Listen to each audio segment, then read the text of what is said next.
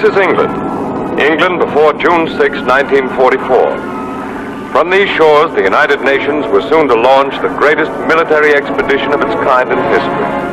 The cross-channel invasion of Europe against the Nazi power. Vast preparations were being made. Huge quantities of materiel and supplies collected. Guns, half-tracks, bombs, ambulances.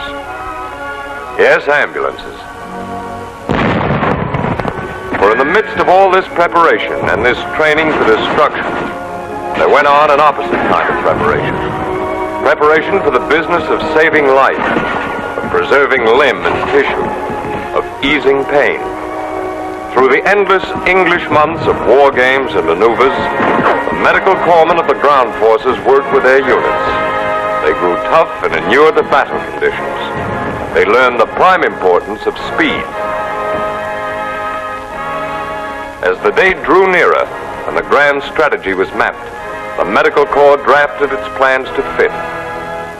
The disposition of hospital facilities in England would be as follows. In the north, scattered over a wide area, the general hospitals, large institutions completely equipped for every type of medical service. A few miles inland from the south coast and spotted near railroads would be a series of transit hospitals, through which would pass all the casualties arriving in England. Here they would be classified and routed to the various general hospitals in the north. And along the coast, close to the beaches and ports in each receiving area, there were to be holding hospitals, fully equipped for emergency surgery. Here, serious cases could receive attention immediately on their arrival in England. These were the plans, and this was the reality.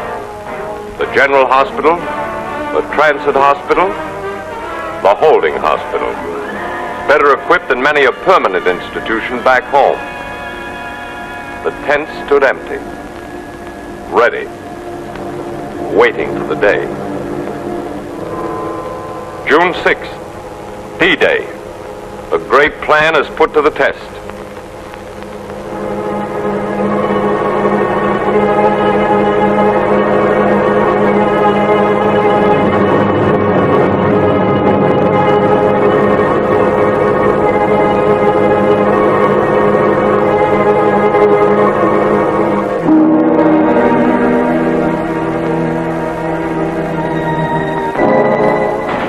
Lies in wait, is determined to stop us as we are to land. First American soldiers hit the beach.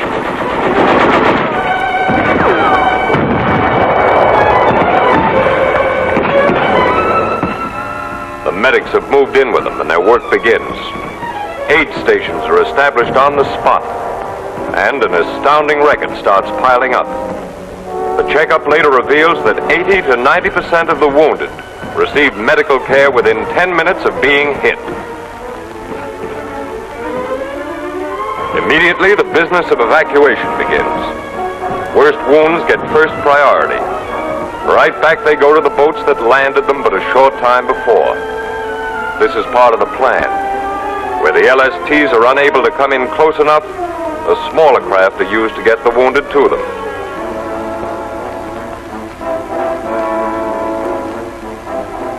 So the ships receive their damaged human cargoes for the trip back.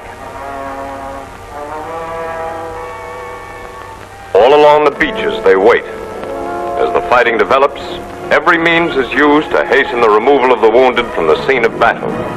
The jeep of all trades is pressed into service and proves itself again.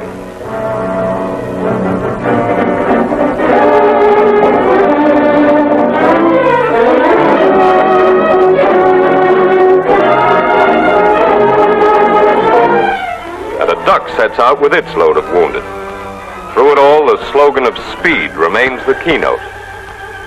The LSTs used in the Normandy invasion were designed to become emergency hospital ships as soon as their fighting cargoes had been deposited ashore. In the hold, wall brackets were installed for the support of tiers of litters. Each LST could accommodate 200 or more patients. And in the first days of the invasion, 90% of the wounded were evacuated on these ships. a smoke, a drink of water, trophies, and rest. The dead rest of exhaustion. Elsewhere on the ship, a life is being saved. Some wounds can't wait, so planning included an operating room on each LST and an experienced Army surgeon to augment the regular naval medical staff. And soon it will be England again, and rest, and care, and safety. The routing of the ships had been carefully planned to avoid congestion at any one landing point on the English coast. As each ship disembarked its wounded, those cases needing immediate surgery or other treatment were moved to the nearest holding hospital. Then, as soon as they were transportable again, they were moved inland to the transit hospital serving the area. All other cases, and these were in the great majority, were moved directly from the landing point to the transit hospital, and from there were routed by special train to the north. Every preparation for these moves had been made. Ambulance companies strung out all along the coast were under the control of evacuation officers at each receiving area. 5,000 of these vehicles stood by ready for immediate service. The ships start coming in, some to ports, some to piers and outlying areas. Others pull up directly onto the beaches.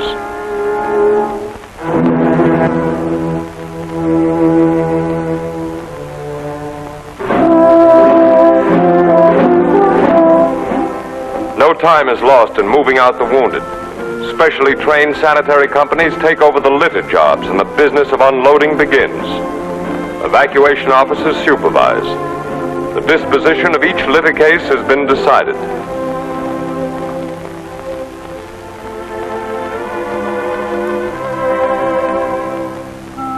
And so man helps man, and American teamwork proves itself once more, and the job is shortly done. The emergency cases move out first.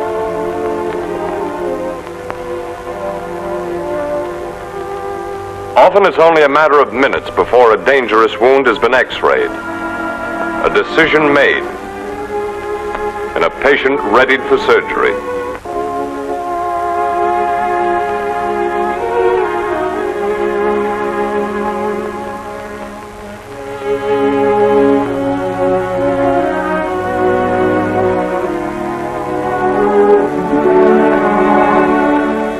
Soon after the operation, as it's safe for him to travel, he's moved out, sent off to the transit hospital.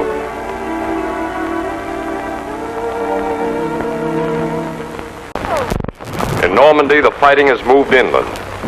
In the last war, when a soldier was wounded, he just had to watch and wait until an aid man found him. Now the order is reversed.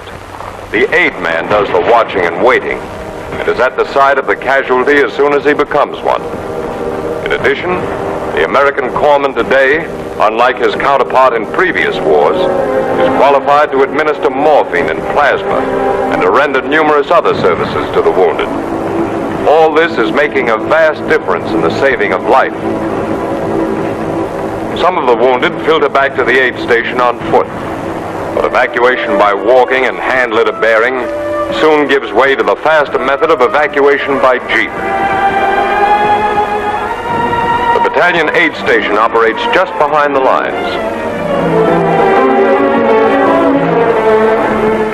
Here the trained corpsman again demonstrates his value, taking over many jobs that the physician would otherwise have to perform. This frees the doctor's time for more detailed attention to the serious cases.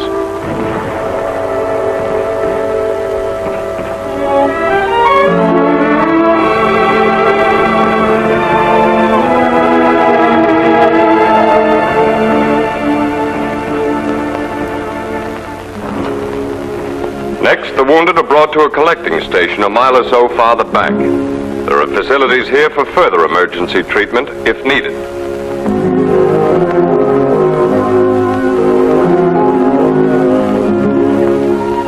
But the primary job is the transporting of the wounded with all possible speed to the clearing station.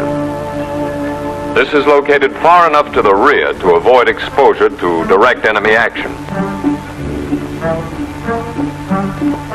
Here, medical officers, expert in judging the condition of casualties, sort the patients and determine their disposition. Urgent cases needing certain specialized types of surgery are turned over to the field hospital, which is set up close by. The great majority of operations here are for perforating abdominal wounds and sucking wounds of the chest, like this one.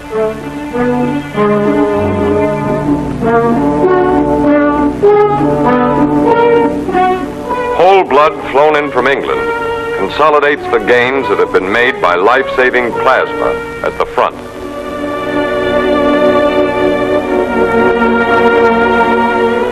On D-Day +4, the first evacuation hospital goes up in France. This is the largest and most elaborate type of tent installation used in the combat zone. Nevertheless, it's ready to receive patients within 30 minutes, and operating starts in 2 hours. 3 of them going on at once. Count them. Skilled army nurses look after the patients, and there are such comforts as cots and mattresses, and hot food. Many of the less seriously wounded will make complete recoveries here and report to replacement depots in a matter of days. But cases requiring prolonged periods of convalescence are sent back to England. Plane evacuation, expected to begin about D-Day +7, has actually begun on D-Day +3. Within a fortnight, we're flying out more than 1,000 wounded a day, and sea evacuation has been almost entirely supplanted.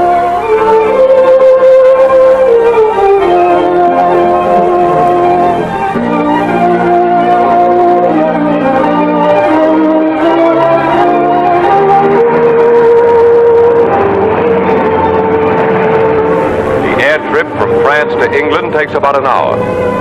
Speed has won another triumph, and it becomes a common occurrence for a soldier wounded in France in the morning to be resting in a general hospital in England by evening.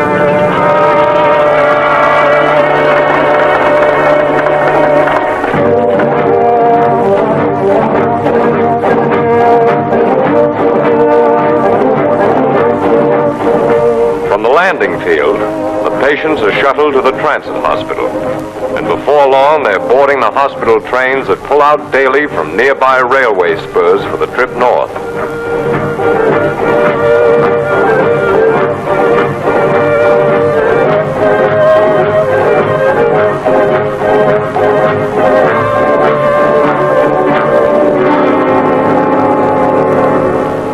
And the last leg of the journey begins.